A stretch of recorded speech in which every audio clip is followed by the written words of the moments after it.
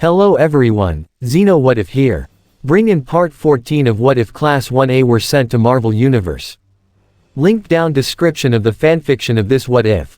Listen here YouTube. I do not own anything and this is not a scam. A couple of hours had passed since the heroes of both worlds had their conversation about the impending threat. As Principal Nezu said, he alerted the other professional heroes in the area to be prepared in case of villain attack and asked the mayor to evacuate the city. He declined to give explicit details such as which villains will attack or from another world, as that would be an issue they could deal with when the whole matter was resolved. At the moment, the trio of heroes, consisting of Death Arms, Kamui Woods and MT Lady, were handling the evacuation of civilians. Needless to say, they were a bit confused by the whole situation. "Hey, do you know what's going on?" asked Death Arms. "I don't know, but it must be something serious if they're evacuating civilians and rounding up all available heroes," said Kamui Woods. "Whatever it is, it won't be anything we can't take care of," said MT Lady. "You better not let your guard down. It could be about the League of Villains," said Kamui Woods. "But they haven't communicated anything about that. Will it be some different villain?" asked Death Arms. "It doesn't matter what it is. We must be prepared for anything," said Kamui Woods. Suddenly, at the end of the street, a large vortex suddenly formed, drawing the attention of the trio of heroes and the civilians in the area.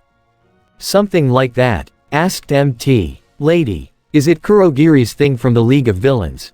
asked Death Arms. "No. According to reports, the vortexes he creates are black and small.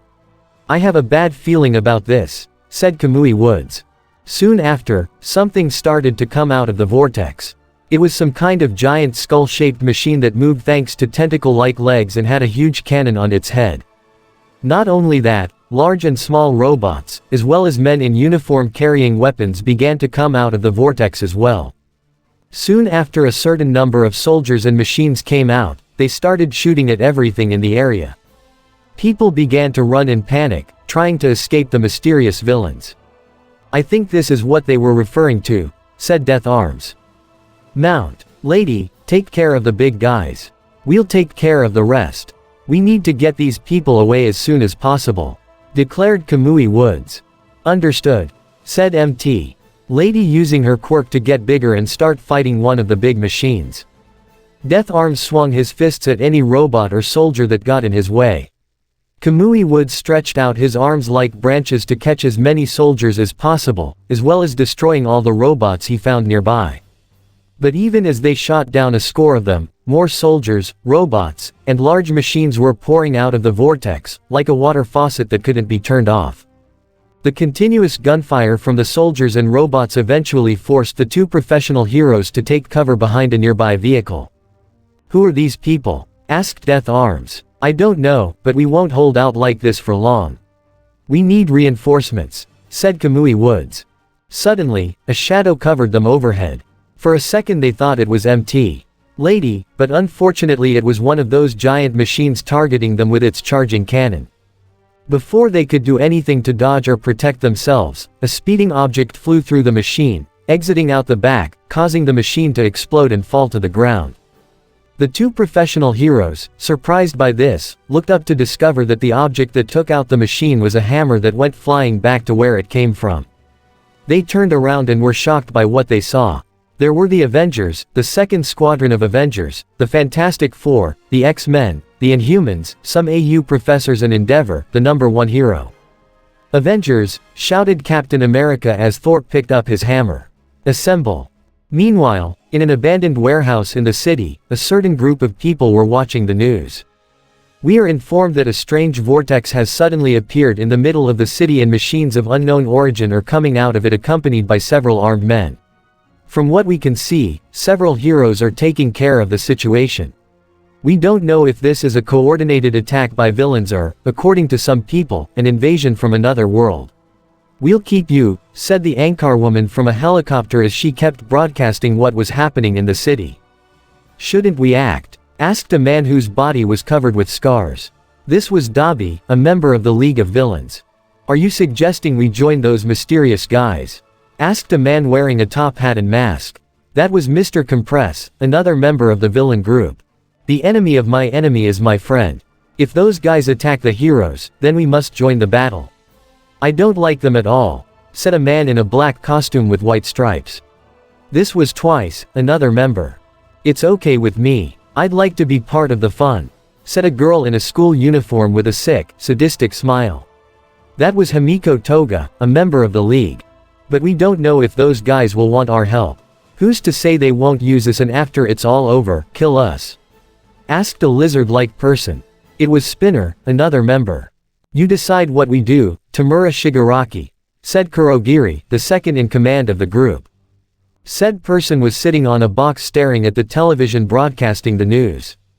Normally, I would accept the proposal to join them and wipe out the heroes, began Shigaraki. But Spinner is right. We don't know anything about those mysterious villains or what they actually plan to do. So what do you suggest?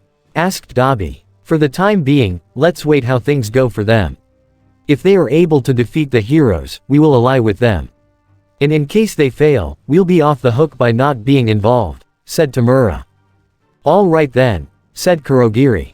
The League of Villains decided to stand by and watch the progress of the war and will only appear depending on the circumstances. In the famous prison known as Tartarus, there were some of the biggest villains that had been captured and locked up, such as Stain, Muscular, but of all of them there was one truly fearsome one.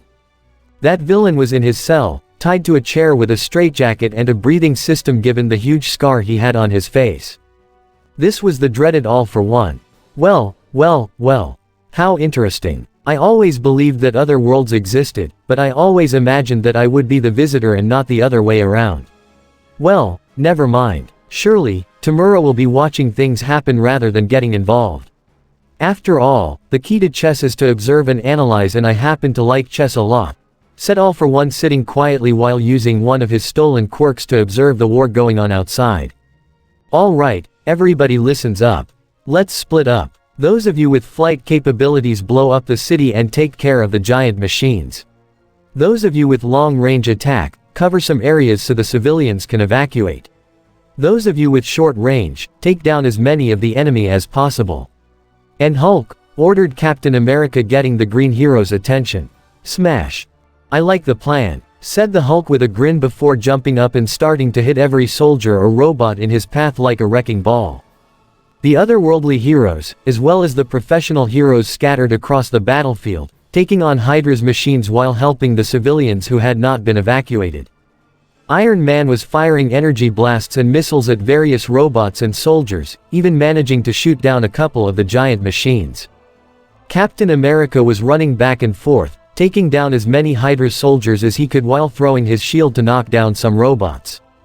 Thor soared high into the sky and swung his hammer, attracting a lightning which he then hurled at a giant machine, destroying it in the process.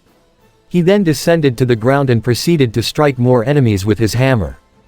Hulk took a mighty leap so that he could be at eye level with a giant machine and, with a single fist, did such damage to it that he knocked it completely down. After letting out a beastly roar, he began to crush every enemy in his path, be it human or robot. Black Widow used her martial arts to take down all nearby Hydra soldiers. Then, she would pull out her electrified clubs to fight several robots while shooting them with energy stingers. Hawkeye fired several arrows at the enemies. Some exploded on impact, some froze them in place and others electrocuted them. He knew he didn't have unlimited arrows, so he decided to put down the arrows and engage the enemy hand to hand. Falcon flew back and forth dodging shots from the enemy while taking down soldiers and robots with his own shots. Black Panther took out his claws to rip and tear apart several Hydra robots before fighting Hydra soldiers with his bare hands. Some soldiers fired at him, but thanks to his vibranium suit, he was able to withstand the gunfire. Captain Marvel flew through the sky like a missile, piercing through each giant machine like a needle, causing them to explode in the process. As she flew along, she fired energy blasts at any nearby enemy. Several soldiers acted as if something was bothering them, and they were trying to shake it off. The cause of this was Ant-Man, who was using the ants to attack them, and Wasp, who was firing energy stingers at them. On occasion, he used his strength to knock them down while they were distracted. Vision became intangible so that the gunfire from the soldiers and robots passed through him. After they stopped shooting, he became tangible and shot from the gem on his forehead a beam that destroyed the soldiers, weapons as well as other robots. Looking up, he saw one of the giant machines approaching him, but vision flew straight at him and turned intangible to pierce it, causing a short circuit that sent the machine tumbling to the ground. Wolverine used his adamantium claws to smash any robot in his path and disarm any soldier before knocking him down with a punch. Cyclops adjusted the power of his visor to emit a beam large and powerful enough to destroy a giant machine. Jean used her powers to hold off several soldiers and robots while she helped a couple of civilians escape the area. Once she saw they were safe, she lifted them into the air and launched them away, causing them to be knocked down by the impact. Beast moved nimbly to dodge the soldiers' shots as he closed in on them to knock them down with his animalistic strength. Storm rose into the air and summoned a tornado that caught several soldiers and robots. When it was undone, all the enemies fell to the ground, being knocked down in the process. Emma covered her body with a diamond cloak to defend herself from the soldiers' gunfire as she charged towards them and knocked them down with a punch. Noticing a pair of incoming robots, she deactivated her armor and used her powers to manipulate a nearby soldier into shooting at the robots before she took him down with a mental attack. Colossus charged at the enemies like a rhinoceros and began pummeling them all with his tremendous strength. One robot tried to keep hold of him, but broke free, grabbed him and threw him over his shoulder, knocking down more robots in the process. A couple of soldiers, along with a couple of robots, were walking down a street. To them, the situation was calm, until one of the soldiers started shooting stun blasts at the other soldiers and threw grenades at the robots, destroying them in the process. The soldier's appearance began to change, revealing himself to be Mystique. Angel was flying through the sky before swooping down and knocking down a soldier with a punch, shortly before he ascended again to dodge another soldier's shots. Angel maneuvered through the air like a bird before swooping down to take down the other soldier. Black Bolt flew around the area, shooting powerful lightnings at the giant machines and enemies on the ground. He made sure not to use his voice unless there were no civilians nearby and it was necessary. Medusa used her hair to rise higher and his legs to move around while using it to grab any nearby enemies and knock them down.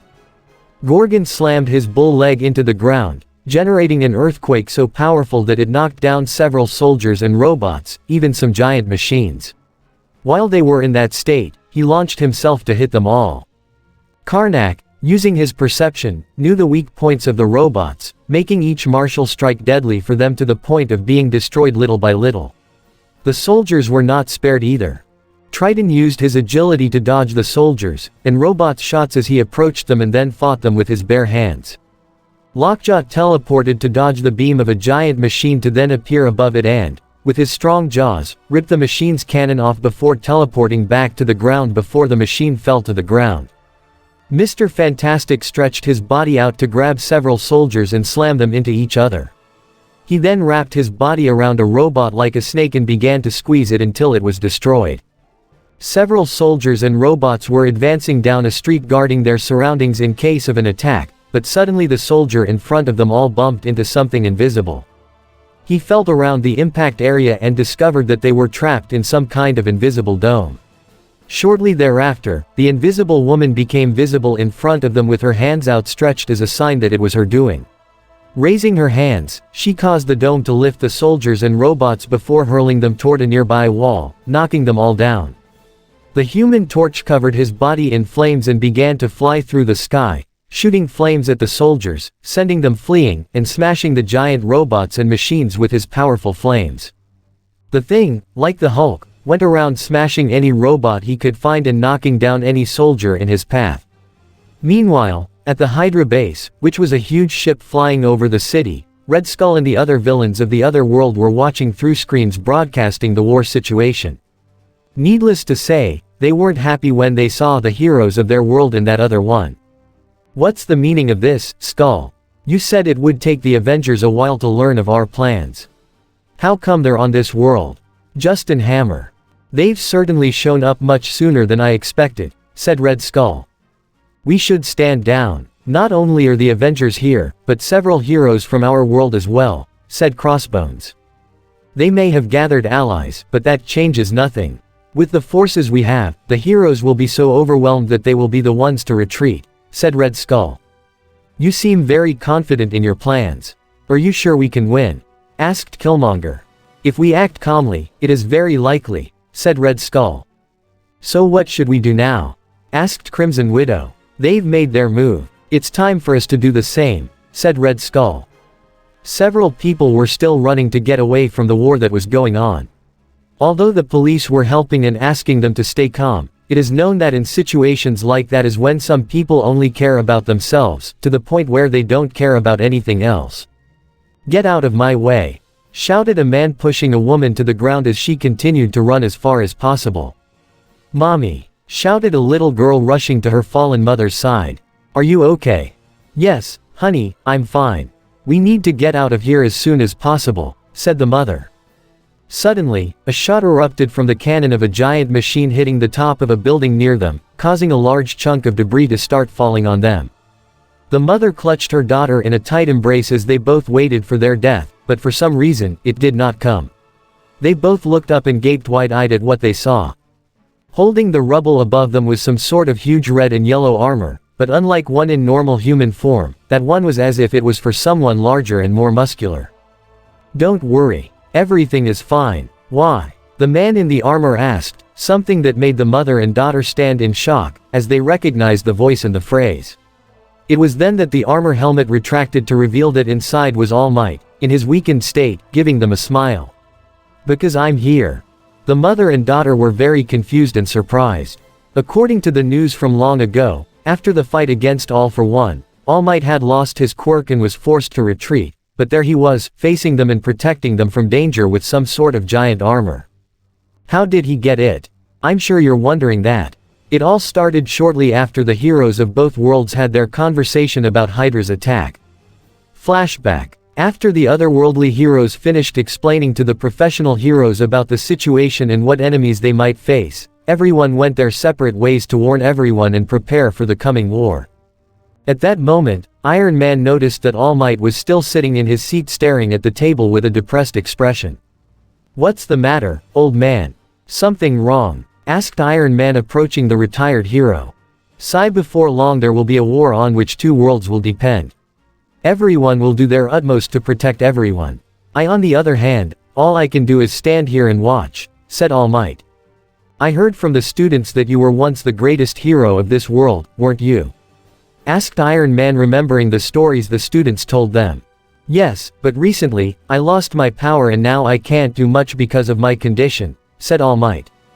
Hey, don't be like that. Just because you don't have powers doesn't mean you can't help people, said Iron Man. That may be so in your world, and it could be so in this one too, but I don't think I can do much if I go out on the streets like this. I'd just be a nuisance to others, said All Might. Said Iron Man, putting his hand to his chin, thinking of a way to help him. Then, he snapped his fingers at something that went through his head. I think I have a way you can help people. Really? What? Asked All Might curiously. Let's just say you're going to be the first to try something otherworldly, said Iron Man.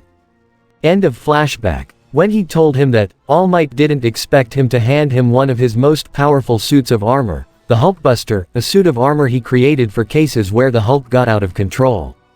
He automatically put his helmet back on and, with a groan of effort, threw the debris away from them. He turned around to see the mother and daughter, who were still in shock at what they saw. Get to safety, quick, said All Might, snapping them out of their shock. Without being able to ask any questions or say anything, the mother grabbed her daughter's hand and the two ran out of the place, leaving the retreating hero alone looking at his armored hands. Haha, I didn't expect this armor to be so strong. It truly is very advanced. I feel like I have my power back, said All Might, impressed by what he did earlier. The purpose of the Hulkbuster is for ordinary people to possess greater than normal strength, said a voice from inside the helmet. What? Who are you? Asked All Might, startled by the voice. My apologies if I startled you, Mr. All Might. I am Friday, Mr. Stark's personal AI, said Friday. If you're Mr. Stark's, what are you doing here? Asked All Might. I am connected to all of Mr. Stark's armor. He asked me to advise him in case of any questions regarding armor, said Friday. Wow. Thank you. If I have any questions, I'll run them by you, said All Might, impressed by the AI. Suddenly, All Might noticed out of the corner of his eye an incoming object approaching where he was standing. The object hit the ground so hard that it caused the ground to shake a little. When the smokescreen generated by the impact dissipated, All Might discovered that the object was a large, monstrous-looking creature. All Might recalled his explanation during the conversation between heroes. It was Abomination, a former soldier who was jealous of the Hulk's strength and experimented with gamma radiation, which made him what he is now. The monstrous villain looked up at All Might and began sniffing like a dog. You look like Stark, but you're not. I don't know who you are, but that won't matter when I've torn you apart," said Abomination before charging at the retired hero. Friday. By any chance, how much strength can this armor generate? Asked All Might nervously, due to a very strong-looking villain approaching him. It was built to be able to fight on par with the Hulk, said Friday. I guess that'll do, said All Might as he raised the arm of his armor that was beginning to modify for the act he was about to perform. Texas, began All Might, preparing himself as the villain was getting closer and closer to him. Smash! Shouted All Might, punching Abomination in the face. The force of the blow was great enough to send the monstrous villain flying backwards. Oh, yeah, it may be this armor, but I see I'm still in shape after all this time, said All Might, glad to have beaten the villain like old times. Abomination got up from the ground with a grunt. Now you've angered me off. I'm going to break you into pieces, exclaimed Abomination before launching himself at him again. All Might readied his fist for another punch, but the moment he threw it, the monstrous villain caught it with his hand. Both opponents got into a shoving duel. If that's all you've got, you'll be pretty easy to crush, said Abomination with a toothy grin. How about this? Suddenly, Abomination felt someone grab him from behind and lift him over him, revealing himself to be the Hulk, who threw the monstrous villain into a nearby car, smashing it on impact. Thanks for the help, said All Might, grateful that someone came to help him. You'll give them to me when we've taken care of that guy, said Hulk, preparing to fight alongside the retired hero. Friday. I need you to tell me everything this armor can do, said All Might seriously as Abomination stood up again and roared at them before charging at them. Another giant machine fell to the ground courtesy of professional heroine MT. Lady. These things just go on and on, it seems, said MT. Lady before screaming in pain due to a shot in the back from another giant machine, causing her to fall to the ground. Turning around, she saw the giant machine approach her and load the cannon for another shot. She was about to get up, but the giant machine wrapped its tentacles around her arms and legs to hold her down. No, let go of me, cried MT. Lady, desperate to free herself and escape possible death. Before the cannon fired its death ray, someone grabbed it and lifted it up, causing its tentacles to release the heroine, who was shocked when she saw Ant-Man, who was the same size as her. Didn't your mother teach you not to pick on girls? Hope, I'll pass it on, said Ant-Man, throwing the giant machine towards Wasp, who was also the size of MT. Lady and, with one punch, smashed the machine. All the while, the professional heroine stood wide-eyed at the sight of two people having similar power to her. She had many questions to ask, but she had to save them for after she took care of the situation. Present Mike let out a scream that caused the soldiers to cry out in pain before he passed out and the robots ended up destroyed. After that, he gasped for air as he propped himself up on his knees. Holy mother! If this keeps up, I'm going to run out of voice, said Present Mike. At that moment, he found an entire platoon of several soldiers and robots in front of him, all pointing their guns at him. Oh, come on, give me some breathing room. Before the enemies began firing, Black Bolt landed between them and the professional hero, catching them all by surprise. Peace, whispered Black Bolt as low as he could.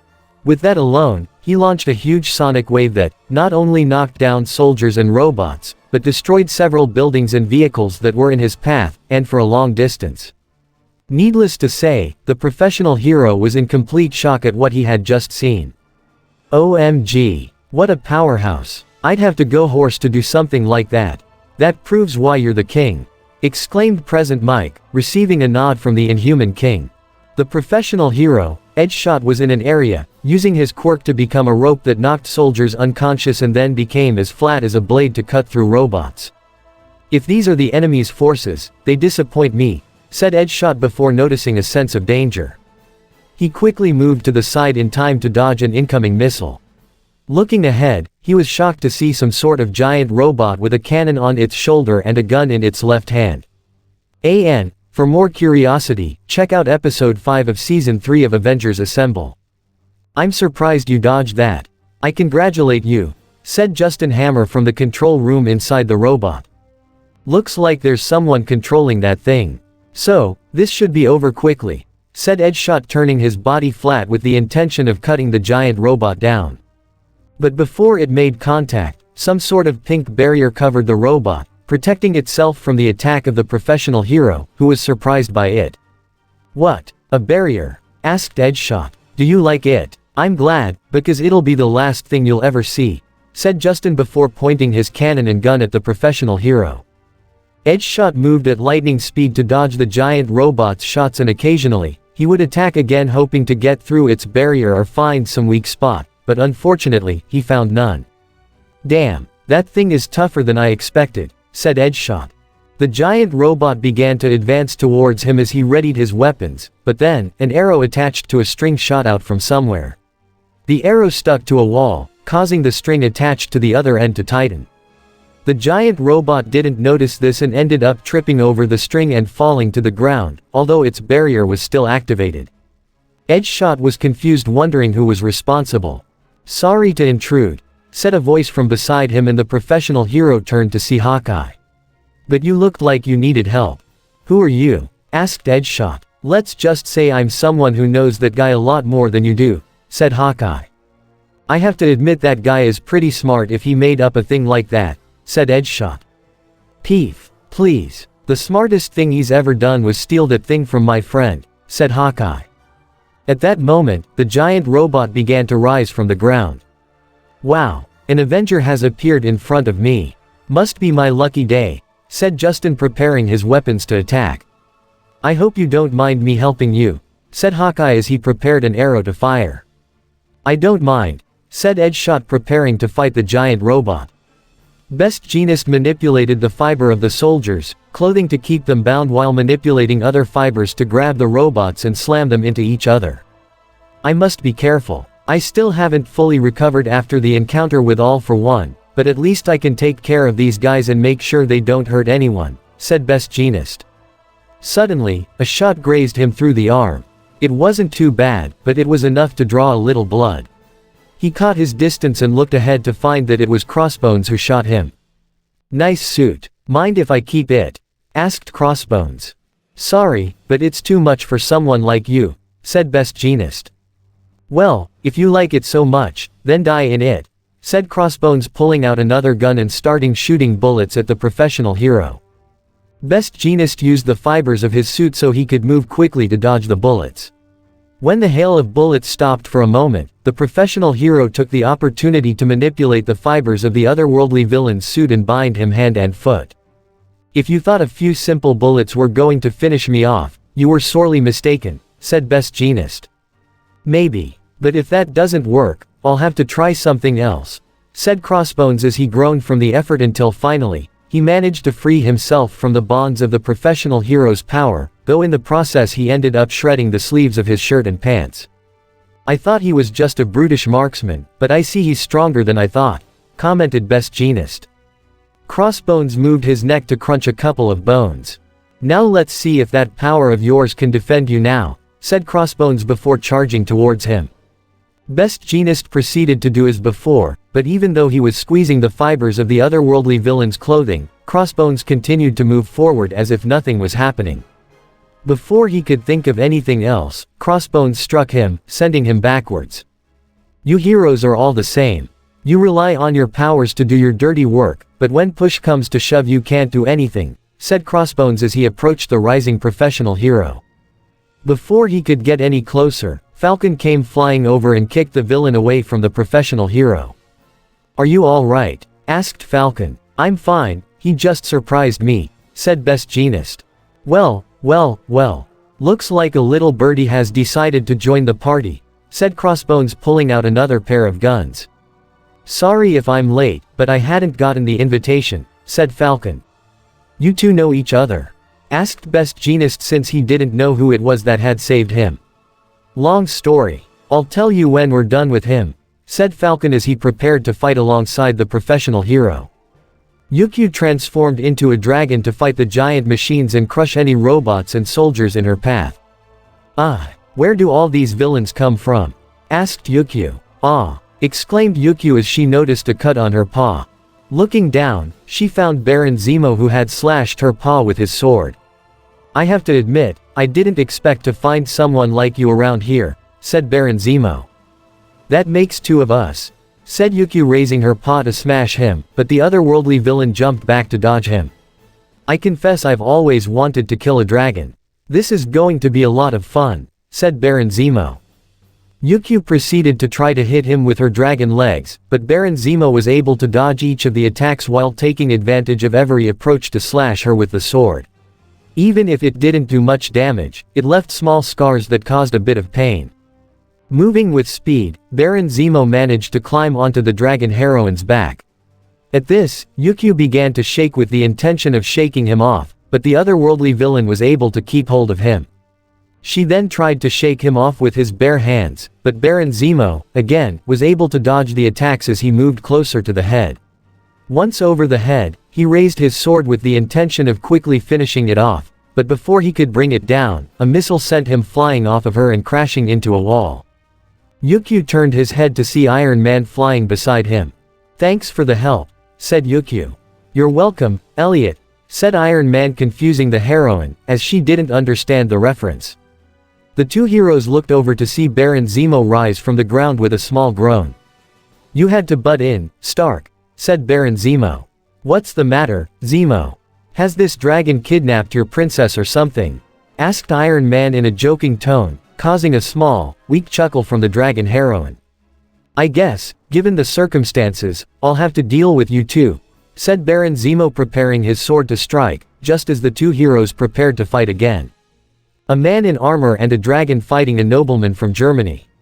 They should make a story out of it, said Iron Man. If we get out of this, they might, said Yukio.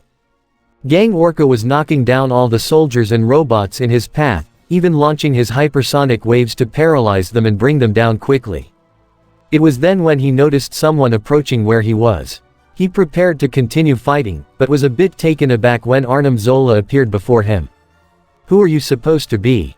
Asked Gang Orca, as he had never heard of such a villain before. I'm Arnim Zola, the best scientist of the two worlds. The only one who has managed to transfer his mind into the digital world, said Arnim Zola, boasting about his intelligence. Gang Orca was a little confused about what he said about two worlds, but he had to put that aside. If you weren't a villain, I'd congratulate you on such an accomplishment. Yeah, well, I don't expect someone like you to be able to understand it, said Arnim Zola. We'll see about that, said Gang Orca, charging at him as the robotic villain charged at him. When they met, Gang Orca tried to hit him with his fists, but Arnim Zola grabbed them with his bare hands, causing the two to engage in a shoving match. The professional hero had to admit that, for a robotic body, he was much stronger than he thought. Switching strategies, he launched a hypersonic wave, hoping it would affect the villain, but unfortunately, it didn't. Did you really think a wave of that caliber could affect me? That only works on organic beings, said Arnim Zola before pointing the head of his robotic body at the professional hero and firing a powerful beam that sent him flying backwards. It was a mistake of mine to think it could work, said Gang Orca. You may have the powers of an orca, but you don't have enough intelligence to compare to me, said Arnim Zola, firing his beam again, forcing the professional hero to jump to the side to dodge it. That was going on for a while until suddenly Arnim Zola felt a brief electric shock in his body, which confused the pro hero, and even more so when he saw a vision in intangible mode come out from inside him and become tangible as he stood next to him. Who are you? Asked Gang Orca. I think it's customary to ask that after you say your name, said Vision. Gang Orca was confused, wondering how he didn't know who he was if he was a well-known hero all over the world. Before either could ask anything, Arnim Zola, in a fit of rage, shot a powerful beam. Vision managed to push Gang Orca away in time, but in the process received a small graze on his leg which, fortunately, wasn't very damaging to the artificial Avenger. However, a glance at the wound made Gang Orca very surprised, for instead of seeing muscle and tissue, there were wires and metal. "Are you a machine?" asked Gang Orca. "A synthezoid exactly, but that would be better left for later," said Vision as both heroes stood up and prepared to fight the robotic villain. Despite being in a war, Mirko seemed to be happy to kick enemies. Her kicking strength was so great that she even managed to knock over a giant machine. What a bunch of wimps. I expected something more from an invading army," said Mirko. "If that's your wish," said a voice from behind the professional heroine, who turned to see Attuma smiling at her. "Then I will grant it." An amused, wild grin formed on the rabbit heroine's face. "Oh, wow, what do we have here? Do you think you're stronger than these guys?" asked Mirko. "Why don't you come over here and check it out?" asked Attuma, motioning with his hand for her to come to him. "With pleasure," said Mirko before lunging towards him with the intention of giving him a powerful horizontal kick. But then, Attuma grabbed her leg, causing a force wave to be emitted that ended up shattering the surrounding window panes. Attuma was about to hit her, but Mirko managed to move away in time. You look like a real challenge. I like it," said Mirko. "You on the other hand, compared to all the warriors I've faced, are weak," said Attuma. "Oh yeah, well, let me prove you otherwise," said Mirko before launching herself at the Atlantean villain again as he charged at her as well. The professional heroine's kick and the Atlantean villain's fist met each other, sending another wave of force. Mirko was about to move away, but Attuma grabbed her leg with his other hand and threw her away. Fortunately, Mirko stabilized in midair and landed on her feet on the wall of a building, which she then used to launch herself back toward the villain. However, Attuma ducked to dodge Mirko's kick before quickly getting up to kick her in the back, managing to knock her to the ground. "Your moves are very predictable. You're nothing compared to the heroes I've faced," said Attuma. "Damn," said Mirko, starting to get up. Attuma pulled his trident from his back and pointed it at the professional heroine. "Now, die like a warrior," said Attuma. Before he tried to kill her, an energy beam impacted against him, sending him back. Mirko looked up to see Captain Marvel flying near her. "Hey, I could take care of it," said Mirko with a small toothy grin. "I don't doubt it. Do you mind if I join?" asked Captain Marvel. "As long as you don't forget he's mine, no problem," said Mirko, getting up from the ground and preparing to fight. Attuma got up from the ground with a small groan and shot an angry look at the heroines. "No matter how many of you there are, you can't beat the warlord, Attuma," exclaimed Attuma, getting ready to fight with his trident. Midnight tore part of her suit, releasing a fragrant mist that made most of the soldiers faint, but others were unaffected, most likely because they were women, so Midnight had to use her whip to knock them down quickly before they realized the situation. Since her quirk didn't work on robots, she made sure to only attack the soldiers, since they were the most vulnerable, but despite her, things were starting to get complicated, since there were so many soldiers everywhere. Just at that moment, she had just taken down another squad of soldiers who, to her luck, were all men. "They weren't lying when they said they were very prepared," said Midnight, remembering the information they were given about Hydra. "Really?" asked a female voice. Midnight turned her gaze to the front to see Crimson Widow standing in front of her. "I hope they told you about me." Tisk. Damn. Of all the otherworldly villains I could have run into, it had to be her, thought Midnight, remembering being told about her, a woman who had been trained to be an expert assassin. "That face of yours tells me it is." "Well, never mind. I'll get this over with quickly," said Scarlet Widow. Midnight knew that her quirk wouldn't affect her, so she had no choice but to make use of her whip, hoping to do something that might do some good. However, Crimson Widow allowed the whip to wrap around her arm and, with a strong pull, pulled the professional heroine towards her, managing to hit her in the face, sending her backwards to fall to the ground. Midnight got up as she rubbed the damaged part of her face, while Crimson Widow looked at her with an amused smile. "It seems that the heroes of this world rely so much on their powers that they leave their own bodies behind. I can tell you haven't exercised in a while," said Crimson Widow. "What did you say?" asked Midnight angrily before running blindly towards the otherworldly villainess. Midnight tried to punch her herself, but Crimson Widow simply swung her head to the side to dodge it and slid her leg into hers. While she was in the air, she kneed her in the stomach before kicking her, sending her backwards rolling across the ground. Perhaps you would have been better off training your own body instead of your power. It would have served you better, but I guess it's too late to correct that mistake, said Crimson Widow, preparing her wristband to fire at the heroine who was struggling to get up. But suddenly, Black Widow suddenly appeared in front of her and struck her with one of her electrified clubs, making her scream in pain before she was sent sprawling backwards. After pushing the villain away, the Avenger turned around to help the professional heroine up. "Are you all right?" asked Black Widow. "Yes. There's no damage. Looks like you weren't lying about how even people without powers can become powerful heroes and villains," said Midnight. "That's what's so special about our world," said Black Widow as she and the professional heroine turned to see the otherworldly villain stand up. "I'm glad you're here, Romanoff," began Crimson Widow before pulling out her electrified bow staff and preparing to fight. "We'll finally settle the score," said Crimson Widow as the two heroines prepared for the showdown. Black Panther had just taken down another squad of soldiers and robots and was about to advance in search of more enemies when he noticed something out of the corner of his eye and backed away just in time to dodge a spear. He frowned, for just by seeing the spear, he could tell who had attacked him. Turning to the side, he saw his cousin Eric Killmonger. "You still have good reflexes, cousin," said Killmonger. "Nijidaka," began Black Panther, calling his real name. "What are you doing here? You are being allied with Hydra would be the last thing I expected from you. Let's just say we are mutually beneficial. I help you conquer this world and I'll get the resources I need to take you down and take my rightful place," said Killmonger. "You know very well that even if you take the place of king, the people won't accept you as king," said Black Panther. "They will, if they know what suits them," said Killmonger, saying between the lines that there would be very serious consequences.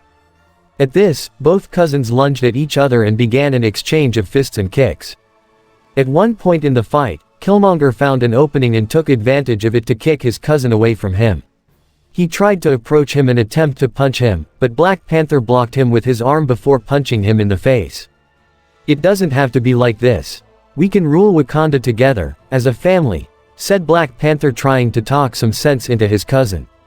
"My family died years ago, and it will be only me who rules Wakanda," said Killmonger before charging towards him. But suddenly, he jumped back as red feathers were shot out and landed in the area where he was a moment ago. Both the hero and villain of Wakanda looked up to see the world's #2 professional hero, Hawks. A family feud for the throne. "I'd be lying if I said I haven't seen stories themed like this," said Hawks as he descended beside the Avenger. "I don't know who you are, but this is none of your business," said Killmonger, annoyed at the professional hero's interruption. "I know this is a private matter of yours, but the moment you decided to attack my city, it became my business as well," said Hawks, pulling out one of his feathers that was as long as a sword and pointing it at the villain. "Very well. If you want to die, then I'll grant your wish," said Killmonger, pulling out his hidden blades. "You better be prepared. He's tougher than he looks," said Black Panther, pulling out his claws of his own. "Hey, people often say that about me and here I am," said Hawks, preparing his feather sword to fight. Endeavor fired a burst of fire that completely shattered a giant machine before launching a spear of fire that pierced another giant machine before it exploded. He was about to move forward to take out more enemies when he noticed something flying through the sky. Squinting to get a better look, he discovered that it was Hyperion, one of the otherworldly villains that the otherworldly heroes told him and other heroes about.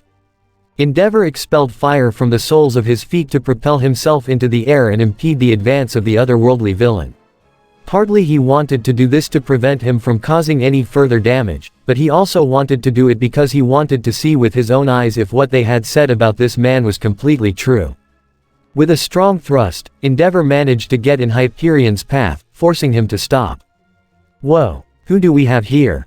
asked Hyperion. "I'm Endeavor, the world's #1 hero," said Endeavor, introducing himself to the villain. "Oh, so you are the champion of this world. I was once the champion of my world, you know," asked Hyperion. "You mean the world you yourself destroyed?" said Endeavor with a tone as if he was trying to remain calm. That made Hyperion's smile fade. You don't understand. I tried to bring peace and order to my world, but they rejected me, said Hyperion acting like the victim. But you promoted it through fear and force. Heroes don't do that, said Endeavor. A hero does whatever it takes to accomplish his mission, exclaimed Hyperion. A true hero fights to help everyone, even villains. They bring hope and joy to the world, not the other way around. As far as I'm concerned, you haven't been, aren't and never will be a hero, said Endeavor as an image of All Might flashed through his head. For a moment, I thought we were on the same team, that you and I could help this world, began Hyperion as a frown appeared on his face. But if you aren't with me, then you are against me, and I will have to destroy you. Unlike you, I'm not going to kill you, began Endeavor as he wrapped his fist in fire. But I will stop you here and now. Throwing his fist forward, Endeavor launched a stream of fire that struck the villain in the chest. Despite the fact that he had pushed the villain a short distance away, when the attack ended, only his costume was affected, but nothing else. Hyperion looked at the affected area and dusted himself off with a couple of handshakes. Nice attack. Too bad it didn't do anything to me, said Hyperion with a smile as he looked at the professional hero who was surprised by his resistance. I guess it's my turn now. Before Endeavor could react, Hyperion launched himself at him at full speed and pushed him until he crashed into the wall of a building to the inside. Endeavor got up with a small groan. I see they weren't lying when they said he had multiple powers, thought Endeavor, remembering the information the otherworldly heroes gave them about him. Hyperion drew back his fist to hit him, but the professional hero stepped aside to dodge it, causing his fist to hit the floor of the floor he was on. The force of the blow was so great that it created a huge crack and shook the entire building like an earthquake. With a scream, he lunged at him with his fist wrapped in fire and punched him in the face, managing to send him flying backwards until he crashed into another building. Endeavor expelled fire from his feet to fly to where Hyperion was standing, only to be shocked when the villain rose up completely unharmed. Okay. That hurt a little, said Hyperion. Let's see if this hurts you too, said Endeavor, moving quickly to begin launching multiple fiery blows at the villain. Even if he managed to dodge a few, the otherworldly villain came to take most of the professional hero's punches. Finally, Endeavor raised both of his arms, clasping both of his hands together, and brought them down on the villain's head, sending him straight to the ground. Despite knowing very little about him in the short time they had been fighting, Endeavor knew he was much tougher than he thought, so he kept his eyes peeled in case he got back up and attacked. He was right, for Hyperion shot like a bullet out of the smoke screen that formed on impact, heading straight for him. Endeavor decided to charge at him, but midway, Hyperion's eyes turned red before shooting out a pair of laser beams. Because he didn't expect such a thing, Endeavor ended up taking the slamming attack and Hyperion took that moment to hit him, sending him towards the inside of another building. And you're supposed to be the champion of this world. I see this world needs saving more than I thought, said Hyperion. A blast happened inside the building to show Endeavor with his augmented flames. I won't let you do to this world what you want. I will finish you if it's the last thing I do, exclaimed Endeavor before charging at top speed towards the otherworldly villain. Hyperion was so surprised by his opponent's increased speed that he was unprepared for when Endeavor moved underneath him and, with a fist whose elbow expelled fire like a missile, delivered a powerful uppercut that sent him flying upward. Increasing the propulsion of his feet, he launched himself like a bullet toward the villain. He increased the fire in his body so much that he ended up becoming something like the Human Torch. Striking Hyperion from below, Endeavor created an explosion of fire so powerful that it resembled the eruption of a volcano. After that, Endeavor landed safely on the ground and began gasping for air as he had to exert a lot of effort to take on that villain. Impressive, said a voice that made Endeavor petrified as he looked up to see Hyperion who, although his suit had been burned quite badly, was still unharmed. That attack truly was amazing, but now you've angered me off. Hyperion was about to launch his move when suddenly, an incoming hammer hit him, sending him crashing into another building. Endeavor looked up in surprise at the hammer, which spun around to end up in Thor's hand, who was standing next to him. Are you all right, buddy? Asked Thor. I am. I just got too overheated. It truly is powerful, said Endeavor. I know, but if my friends and I can defeat him, we can defeat him too, said Thor. Normally, Endeavor would refuse anyone's help so he could take all the credit, but now that he was the #1 hero, he had to set an example. Besides, this villain was far more powerful than anyone he had faced before, even more than All for One, so he would need all the help he could get. At that moment, Hyperion came out of the place where he had impacted to stand in midair near the two heroes. Looks like we've been joined by another problem. No problem, I'll take care of both of them myself, said Hyperion, whose eyes turned red at the same time as the fire hero and the lightning god prepared to fight. During the course of the battle between the professional and otherworldly heroes against the otherworldly villains, the UA was quiet. In the dormitory of the students of Class 1A, both the students and the young heroes were watching the television, which was broadcasting as much as possible what was happening in the war. Needless to say, the other students, those who didn't go to the otherworld, were impressed when they saw the abilities and powers of the otherworldly heroes that they showed from time to time. Wow, you had said they were impressive, but seeing them in action is something else, said Hanta. I have to admit, that Arrow Man is doing well for not having powers, said Fumikage. They're awesome, especially those heroines. I'd like to meet them, said Toru. What's truly impressive is Thor's power. He certainly lives up to his title as the God of Thunder, said Mezzo. It's magnifique, said Yuga. And that green-skinned man looks as strong as All Might, said Masharao. That red-haired woman in the black leather suit is so sexy. I have to get a picture of her, exclaimed Minoru with hearts in her eyes. Did you really fight with those people? Asked Rikido to the students and the young heroes. That's right, we fought with them against real villains. It was the best experience of my life, exclaimed Izuku with joy. Joe, how I would have loved to experience it too, said Hanta, clenching his fist in anger. Who knows? Maybe when this is all over, you can visit our world, said Kamala. That's a good idea. There are so many things in that world that we would like to show you, said Ochako, being in favor of the idea. It would certainly be a very interesting offer, but I think we would have to talk to the teachers and our parents, said Fumikage. You are right. Our case was accidental, but now that it's not going to be, things might be different, said Shoto, understanding his partner's point. I guess, looked at that way, he's right, said Bobby. I just hope this war ends as soon as possible, said Mina. Don't worry. With your heroes working with our heroes, I'm sure everything will be fine, said Doreen. Boom. As if it was a blast from the universe, as soon as she said that, an explosion sounded throughout the academy. The students and young heroes rushed to the large window facing outside to see a smokescreen at the academy barrier. What's going on? Asked Lorna. I don't know, but it can't be good, said Eijiro. Yes, the universe usually does that. When everything goes right and you say nothing can go wrong, something bad ends up happening, commented Spider-Gwen. When the smoke cleared, everyone could see robots cross through the hole in the barrier into the interior of the academy and began shooting. The students and young heroes quickly took cover to avoid the laser fire that shattered the glass of the windows.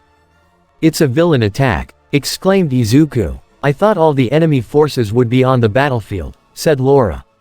Surely they decided to send a squad to attack this place due to it being an important place to your world, said Spider-Man. Shouldn't the teachers at this school do something? Asked Kurt.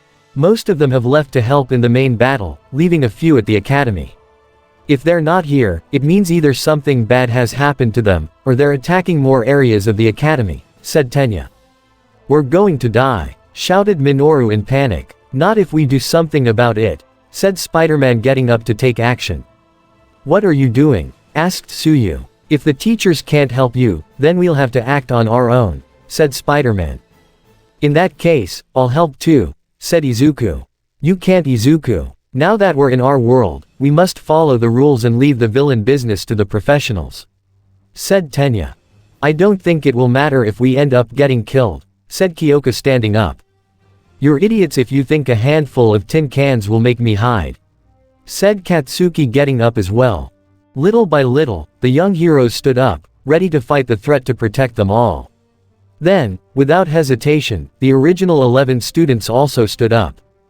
There might be rules against what they were going to do, but they weren't going to let those robots hurt people. If they had learned anything from their experience in that world, it was that there are times when you have to act in spite of the rules. Are you sure about what you're going to do? Asked Mezzo. Do you have a death wish or what? Asked Minoru. I'm not going to let those things do what they want with our academy, said Denki. Besides, we're already used to things like this, said Kitty. Whether you want to participate or not, the decision is yours. We won't force you, said Momo. The other students still had their doubts. Yes, they had their encounters with villains before, but this situation was very different. They were going to face an army of armed robots. However, they had to admit that the courage and determination of their classmates and the young heroes was impressive. One by one, they also stood up as a sign that they would join in. Minoru kept complaining, but also eventually stood up. All the students of Class 1A and the young heroes prepared to throw themselves into battle to defend the academy and everyone there. Classmates and friends, began Izuku as he and the others activated their powers to spring into action. Assemble. At them, they all gave a battle cry as they began to run towards the robots. Izuku moved quickly to dodge the shots while punching and kicking any robot in his path. With the power of the One for All, when he kicked or punched the air, he would send out waves of wind that shattered several robots. He would even throw some Delaware smash to annihilate many more. Katsuki managed to move with enough agility to dodge the shots while using his powerful blasts to smash as many robots as they could. On one occasion, he launched himself upwards and blasted an area full of robots, destroying them all. Shoto used his icy side to slide along the ground to dodge the robots' shots. When he stopped, he stepped on the ground, sending a wave of ice that ended up freezing several robots until they ended up disconnected. Ochako moved quickly and nimbly to dodge the robots' shots, and as she approached them, she used her quirk, causing them to soar into the sky and then, deactivating it, causing them to hit the ground, being destroyed in the process. Alright, time to use Mr. Stark's prototype, said Tenya as he moved quickly around the area dodging shots. Boosting his engines to full power until the fire it emitted was almost blue, something strange covered Tenya's engine tubes. With his speed increased, Tenya sped through the place, kicking any robot there was. The time limit passed, and, to Tenya's surprise, he didn't need to take a break as usual, a sign that Iron Man's invention was working properly, much to his delight. Momo created a bazooka with which she launched a missile that took out several robots. Determined to save energy, she created a staff and a shield and went on the attack. With the shield, she defended herself from the shots, and with the baton, she hit the robots until they were destroyed. Suyu jumped high to dodge the robots' shots and swung her tongue to grab one robot and throw it at another. When she landed on the ground, before another robot shot at her, she lunged towards them and started kicking them hard. Eijiro stiffened his body as much as he could to try to resist the robot shots, and despite taking some damage, he continued forward and began punching at the robots, managing to smash them with his hardened fists. Denki launched electric attacks that managed to render several robots inactive, but soon after that, more robots began to surround him, forcing him to increase the power of his attack to destroy them before they fired. He knew he wouldn't last long like this, so he had to make sure he didn't abuse his power. Kyoka plugged the headphones into the speakers of her boots, sending out a sonic wave that managed to paralyze the robots. Taking advantage of that moment, she switched connections to the speakers on her wristbands and hit the ground, sending out a wave that caused a small earthquake, causing the robots to be destroyed in the process. Mina slid along the ground with the acid she secreted in her feet to dodge the shots, while at the same time, she launched jets of acid that managed to destroy the robots, weapons and some robots in the process. "Come on, guys. Let's show them what we can do," said Hanta as he pulled tape from his elbows. With them, he grabbed a pair of robots and set about spinning like a top, making the two grabbed robots hit other robots and in the process taping them up. By the time he was done spinning, he slammed the two piles of robots he made into each other on his tapes and turned them into a mountain of metal and tape. Mezzo charged straight at the robots, making sure to dodge the shots, and when he got close, he slammed his fists into them, managing to smash him. He rolled on the ground to dodge an incoming shot before charging back. Masharao used his tail to move, managing to dodge the shots, while also using it to hit the robots and smash them to pieces, though he also used melee to fight them. "If we're going to die, then I'll die a hero's death," shouted Minoru as he began to launch the balls from his head in an uncontrolled manner. Some of the balls hit the exit hole of the robot's weapons, causing them to explode with the robot included, others hit the robot's feet, leaving them immobilized, and others ended up covering some robots until they couldn't even move anymore. Fumikage pulled Dark Shadow out from within, and the Shadow Beast began to attack the robots like a wild beast. Of course, he made sure to move from side to side, as the shots could hurt Dark Shadow. Yuga got into position and emitted a beam that shattered several robots. Taking advantage of the fact that he could act, he moved from side to side like a sprinkler, smashing as many robots as he could before he suffered the consequences of his power. Toru took advantage of her invisibility to pass between the robots. As one of the robots was about to shoot one of the students, Toru hit it in the back, causing it to turn around, but as soon as it saw nothing, it returned its focus to the students. However, Toru took advantage of that to grab it and throw it at another robot, causing them both to fall to the ground. It didn't seem to do much good, but it was the most she could do. Rikido swallowed an entire sachet of sugar, increasing the power of his muscles and began charging like a train towards the robots. Despite his intelligence being reduced at that point, he was able to stay focused enough to dodge the shots before smashing the robots with his fists. Koji stood apart from the battle as he had a flock of birds start attacking the robots, managing to distract them long enough for the others to tear them apart. "Not bad, but we're not going to lag behind either," said Kamala as she stretched out her arms and legs. She moved from side to dodge the robots' shots and then enlarged her hands to smash the robots or knock them aside. On one occasion, she wrapped her arms around two robots before slamming them into each other. Bobby covered his body in ice before beginning to slide down an ice ramp to dodge shots while at the same time launching an ice beam that froze any robot he encountered. Laura extended her adamantium claws and began slashing and swiping at any robot in her path while nimbly dodging the shots. At one point, she leaned on her hands and extended her foot claw to decapitate a couple of nearby robots. Kitty used her power to make the shots pass through her and then pierced several robots, causing them to short-circuit, rendering them inactive, some even exploding. Kurt would teleport from place to dodge the robots' shots. On occasion, he appeared near another robot, causing them to shoot at each other after he teleported. He even used his tail to skewer the robots. Rogue, who had copied Eijiro's power, stiffened her body to hit the robots while resisting the robots' shots a bit. She then copied Tsuyu's powers so she could easily dodge due to the agility of a frog. She even used her frog tongue to hit the robots. Wanda used her powers to generate a shield that blocked the shots.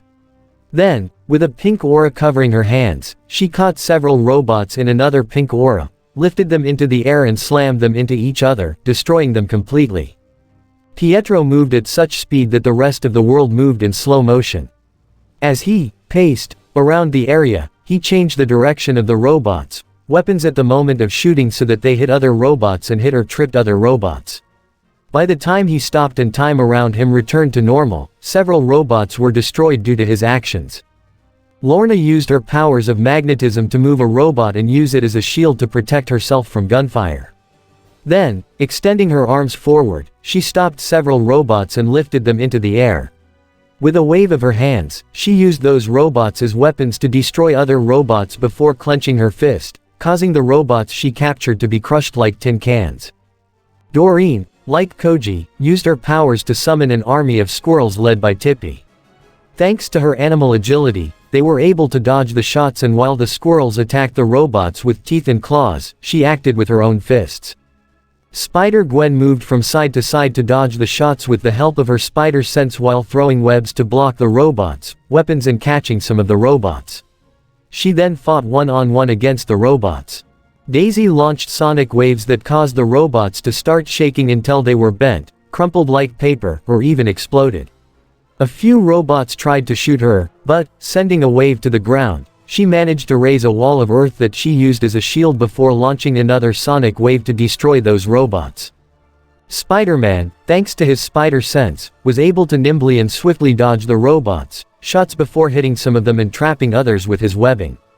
On one occasion, he crossed his arms, throwing a web of webs at one robot on each side and then, uncrossing his arms with a jerk, pulled those robots to the opposite side, causing them to be destroyed on impact with each other.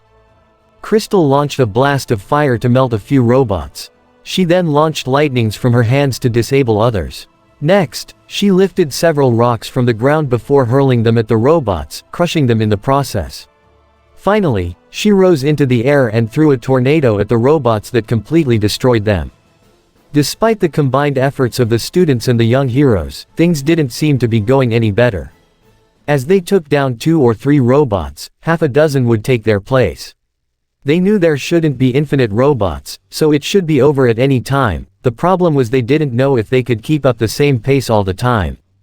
Wanda was busy at the moment throwing magic orbs at the robots, but then, a shot grazed her leg and arm, making her groan in pain as she bent down on one knee.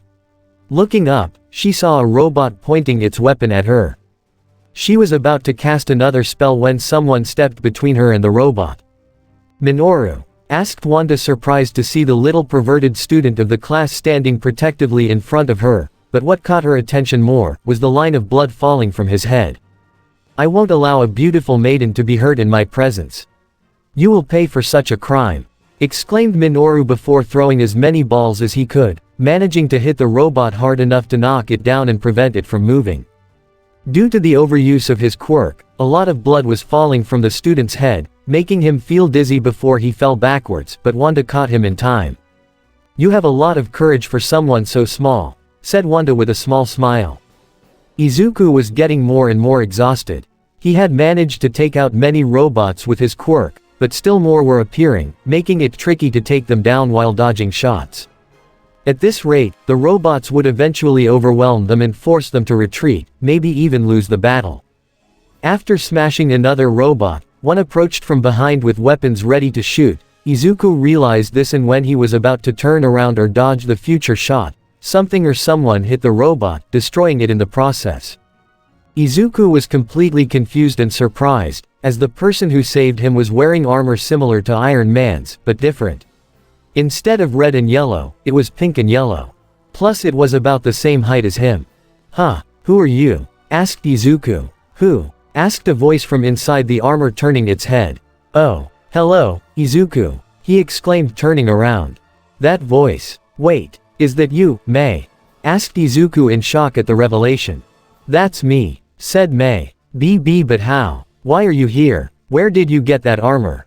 asked Izuku. "This is just the result of my research of otherworldly technology. The baby that will revolutionize the world of science of our world. I called it Baby Armor Mark 1, said Mei, striking a victory pose with her fist raised to the sky. "But isn't it dangerous for you to be here?" asked Izuku. "Technically," said Mei as the face part of the armor lifted up to reveal that it was empty. "I'm not there." "What?" asked Izuku. In the UA lab, Mei and Shuri stood, with the princess watching events through small screens. She set up herself and the student in a chair, wearing virtual reality goggles while operating a remote control, as if she were playing a game. "It was something I came up with. Instead of being inside the armor and taking serious damage, I designed a remote control system so I could operate it remotely. As if it were a video game," Mei explained. "And I helped her. It wasn't that complicated," commented Shuri. "Wow, Mei, that's amazing," said Izuku, completely impressed by the tech nerd's accomplishment. "We'll talk about how cool this baby is later. We'll deal with those robots first," said Mei. "If that armor is based on Mr. Stark's, does that mean it also has weapons?" asked Izuku. "Unfortunately, Mr. Stark made sure to remove the weapons part in the files he shared, but that doesn't mean it's not combat ready," said Mei before the foot thrusters ignited, causing it to start flying in the air. She stretched her arms forward. Then a small compartment opened in the wrist area and shot a pair of balls which, when separated, were revealed to be attached to a rope. The balls passed to the sides of the robot, but ran into the rope, causing the balls to spin around it, resulting in the robot being tied up. She repeated the process several times, succeeding in trapping several robots.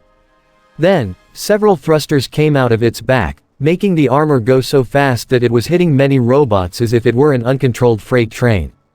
By the time Mei's armor slowed down and landed on the ground in a heroic manner, thanks to her and everyone else, more than half of the robots in the place had been eliminated. Just before the students and young heroes returned to the fight against the robots, suddenly, slow clapping began to be heard.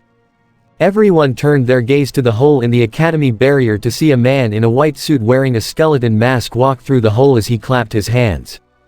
A fine sight. For young students, you're not so bad, said the mysterious man. Who's he? Asked Ochako. That's Taskmaster, a well-known villain in our world, said Spider-Man.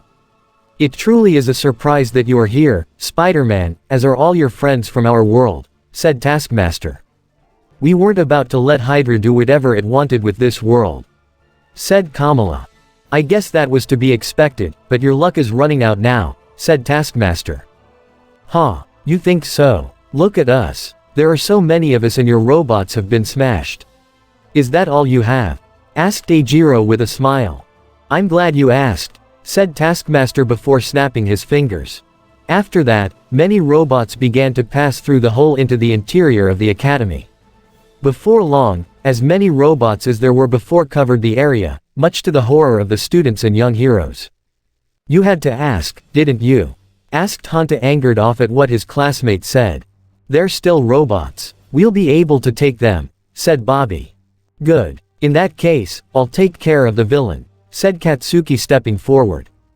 Are you sure, Kachan? I can help you if, started Izuku, worried about his childhood friend rival. I don't need your help. I can handle him by myself, exclaimed Katsuki, interrupting the green-haired boy. As you wish, but don't get too confident.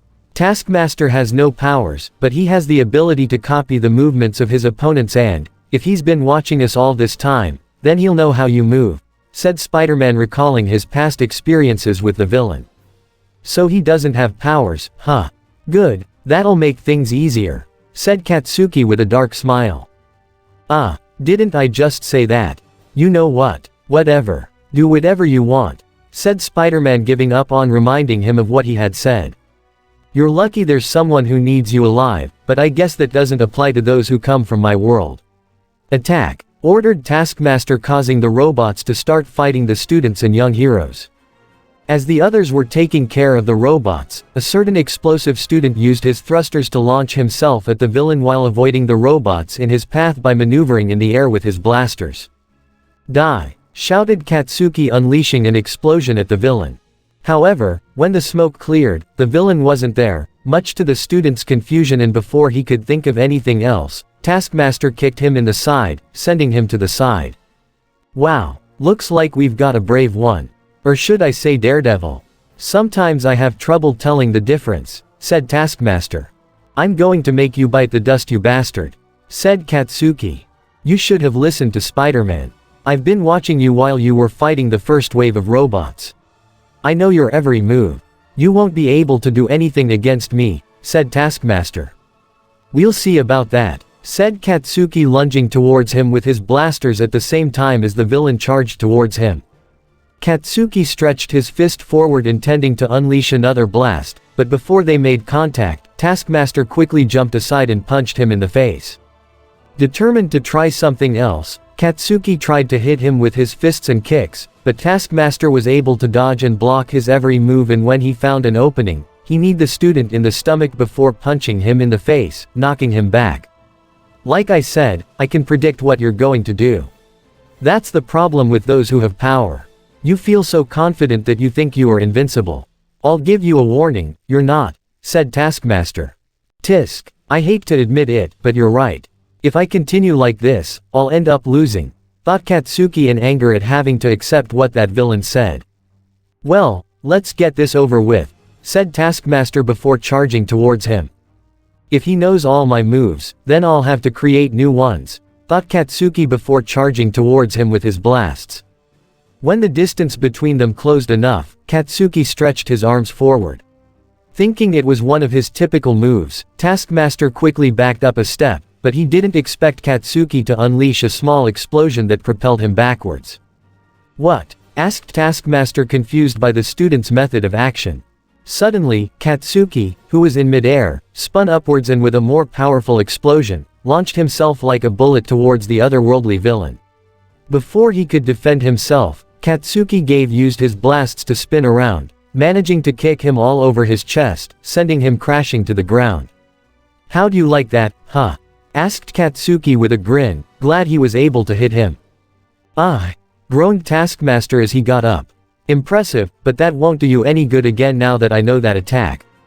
You're going to see I have a lot of tricks in store," said Katsuki before launching himself back towards the villain with his blasts as the villain did the same towards him. As Katsuki headed towards him, he used his blasts to zigzag rapidly back and forth. Taskmaster paused to try to analyze the student's strategy, but then, with another explosion, Katsuki darted in a diagonal direction and went right past the otherworldly villain. Before he could react, the moment he was behind the villain, Katsuki threw a blast at him that sent him forward. Taskmaster got back up and shot an angry look at the student. "Game over," said Taskmaster before quickly running towards the student. Before Katsuki could react to that, Taskmaster managed to close the distance and started punching him in the body and face. Fortunately, Katsuki managed to find an opening to unleash an explosion and push him away. Both opponents charged at each other again. Katsuki stretched out his arm to unleash another blast, but Taskmaster stepped aside to dodge it. Suddenly, however, Katsuki unleashed a pair of blasts that put him above the otherworldly villain, and before he could realize it, "Die!" shouted Katsuki, unleashing a powerful explosion on him. By the time the smoke cleared, Katsuki could be seen standing in front of a downed Taskmaster. A big, wild smile of victory flashed across the student's face. "At last, I defeated a villain who had no powers," said Katsuki. "Kachan." At the call, Katsuki turned his head to see the other students and young heroes, who had managed to defeat all the robots present. "You did it." "Of course I did. Did you have any doubts?" asked Katsuki. "I did, but it wasn't bad for your first time," said Spider-Man. "We did it, guys. We protected UA," exclaimed Mina happily. "I hope we get high marks for this," said Hanta. "This fight was perfect for testing my new baby," said Mei from the armor.